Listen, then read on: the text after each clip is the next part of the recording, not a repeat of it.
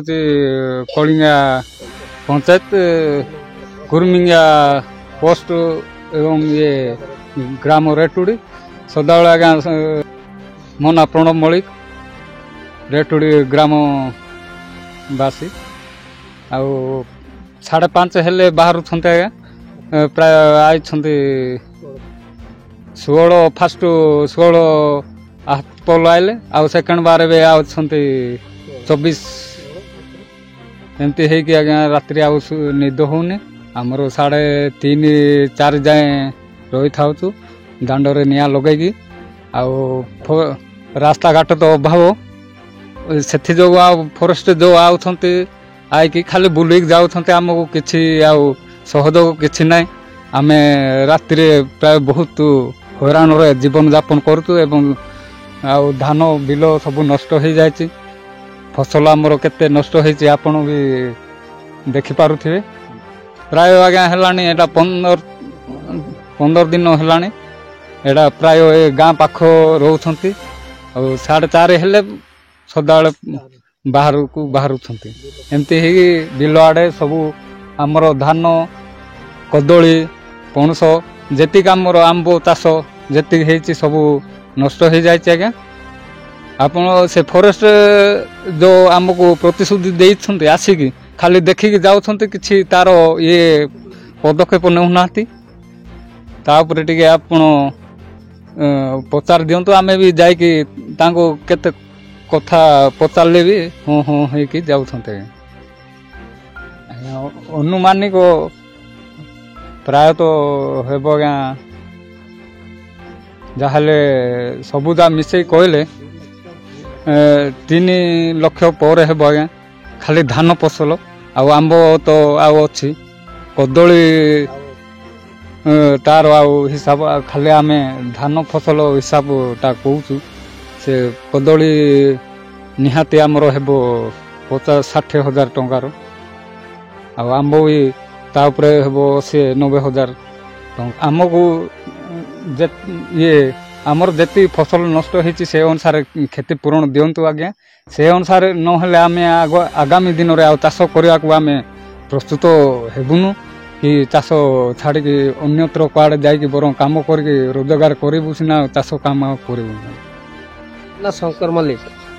ଆମର ରେଟୁଡ଼ି ଗ୍ରାମ ପଞ୍ଚାୟତ କଳିଙ୍ଗା ପୋଷ୍ଟ କୁର୍ମିଙ୍ଗା ଆଜ୍ଞା ସନ୍ଧ୍ୟା 4ଟା ହେଲେ ରାତି ଗୁଡ଼ାକ ଆସୁଛନ୍ତି ମାନେ ଆସୁଛନ୍ତି ବୋଲେ 16-17 ଫଟୋ ବି ଆସୁଛନ୍ତି ଆଉ ଏକାନେ ଦି ଆଡ଼େ ଆସୁଛନ୍ତି ଏପଟେ ସେପଟେ ଆସୁଛନ୍ତି ଆମେ ମଝିରେ ଜଗୁଛୁ କିନ୍ତୁ ଧାନ ସବୁ ଖାଇ ଦେଉଛି ଆଉ ବନ ବିଭାଗ ମାନଙ୍କୁ କହୁଛନ୍ତି ସେମାନେ ଫୋନ୍ କଲେ ସେମାନେ ଆସୁଛନ୍ତି କାଲି ଦେଖିକି ଯାଉଛନ୍ତି ବନ ବିଭାଗର ସହଯୋଗ କିଛି ନାହିଁ ଆଉ ମଝିରେ ଯେଉଁ ଆମର ପିଲା ଆମ ସାନ ଭାଇକୁ ଏମିତିକା ରାତିରେ ଆମେ ଜଗିଥିବା ଟାଇମ୍ରେ ପିଲାକୁ ଜଣକୁ ମାରି ଦେଇଥିଲା ଟେକି ପିଙ୍ଗି ଦେଇଥିଲା ତାର କ୍ଷତିପୂରଣ କିଛି ଦେବେ ନା ନାହିଁ ଆମେ ଆଜ୍ଞା ଟୋଟାଲ ସେମାନେ ତ ଆସୁଛନ୍ତି କାଲି ଦେଖିକି ଯାଉଛନ୍ତି ଆଉ ରିସ୍କ କିଛି ନେଉନାହାନ୍ତି ବନ ବିଭାଗ ବିଫଳ ହେଉଛନ୍ତି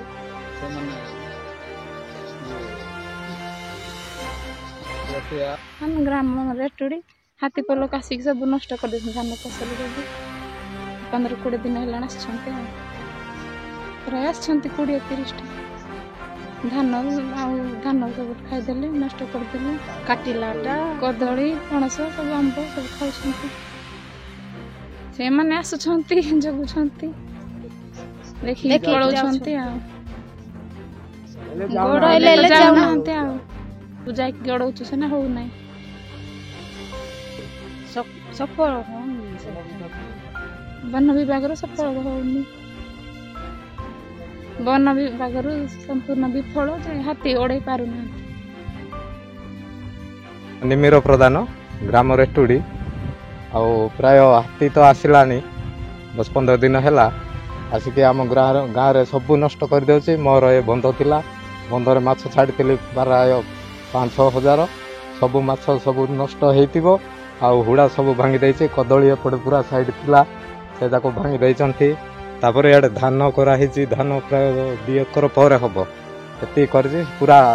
99% ନଷ୍ଟ କରିଦେଇଛନ୍ତି ଆଉ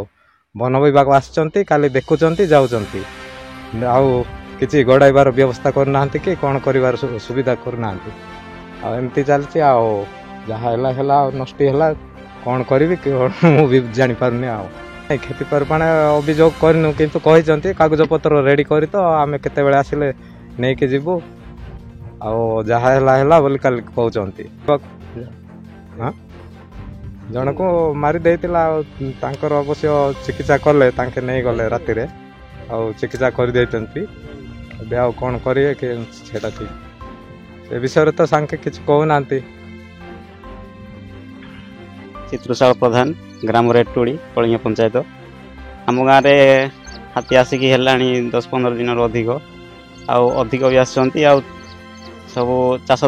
ଚାଷ ବିଲ ଯାକ ଧାନ ଆଉ ଇଏ କଦଳୀ ଆମ୍ବ ପଣିସ ସବୁ ବାରିର ବି ସବୁ ପଶିକି ଖାଉଛନ୍ତି। ଆଉ ଘର ଉପରେ ବି ଟିକେ ଠେଲାଠେଲି କରିଦେଇଛନ୍ତି, ଭାଙ୍ଗି ଦେଇଛନ୍ତି କୁଡ଼ିଆ ପୁଡ଼ିଆ। ଆଉ ବନ ବିଭାଗ ଆସୁଛି କିନ୍ତୁ କିଛି ଗଡ଼େଇ ପାରୁନାହିଁ, କିଛି ନାହିଁ। ଆସୁଛନ୍ତି ଜଗୁଛନ୍ତି ଟିକେ ଯାଉଛନ୍ତି,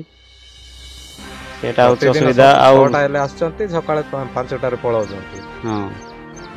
ଆଉ ବନ ବିଭାଗ କହିଲେ ସେମାନେ କାଲି ଆସିକି ଏଇଟା ଖାଇବା ସରିଲେ ଯିବ ବୋଲି କହୁଛନ୍ତି। ଆଉ ଆମ ସାନ ଭାଇକୁ ମାରିଛନ୍ତି ଆଉ ତାଙ୍କେ ମେଡ଼ିକାଲ ସବୁ ଇଏ ସାହାଯ୍ୟ କଲେ ଅବଶ୍ୟ, କିନ୍ତୁ କ'ଣ ପଇସା ପତ୍ର କ'ଣ ସାହାଯ୍ୟ କରିବେ କିଛି କହିନାହାନ୍ତି। ସାହାଯ୍ୟ କଲେ ଭଲ ହେଇଥାନ୍ତା। ଆଉ ହାତୀପଲ ଏତେ ଅଛନ୍ତି ତାଙ୍କୁ ଜଲ୍ଦି କେମିତି ବାହାରକୁ ନିଆଯିବ ସେ ବ୍ୟବସ୍ଥା କଲେ ଭଲ ହେଇଥାନ୍ତା। ନହେଲେ ଆଗକୁ ଅଧିକ ଗାଁ ଆଡ଼େ ପଶିକି ଘର ଯାକ ଭାଙ୍ଗିବେ, ଲୋକଙ୍କୁ ଆଉ ହଇରାଣ କରିପାରନ୍ତି। ଏତିକି କହିବାକୁ ଚାହୁଁଛି।